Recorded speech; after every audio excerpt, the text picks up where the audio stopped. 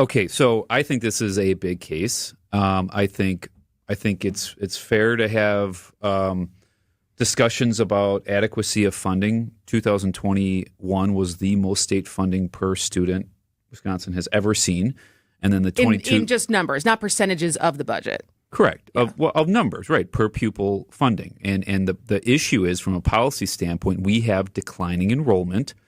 As Quentin Claiborne at IRG has pointed out, at the same time you have declining enrollment, you have significant increases in administrative cost in district. Right, that's a problem. It's per pupil funding. So if we have less kids, there's going to be less funding for districts. Now, is there an answer to that? Sure. It's a policy debate.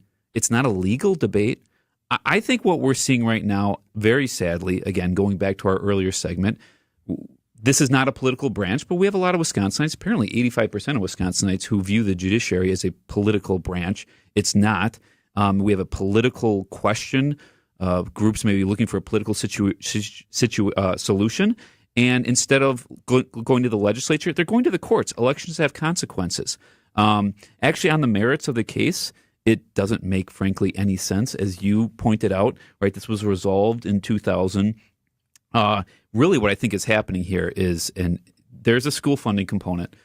Really, I think the biggest issue is, and people are free to disagree, I think this is an attempt to gut school choice. That's really what is the aim here, because I think they know it would be very politically unpopular.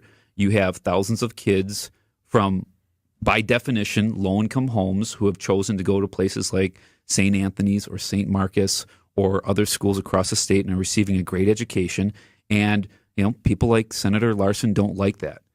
I think this is a very underhanded way to gut school choice. Let's just have the debate. Be a man, have that conversation, right? Instead of going to the courts and maybe have a favorable court, backhanded, undermine a 2000 case of Vincent versus Voigt, Davis versus Glover, 1992. Vouchers are constitutional as long as the state already is meeting its public school obligations. So the argument is, well, they're not, despite, again, only 3 years removed from the highest per pupil funding ever.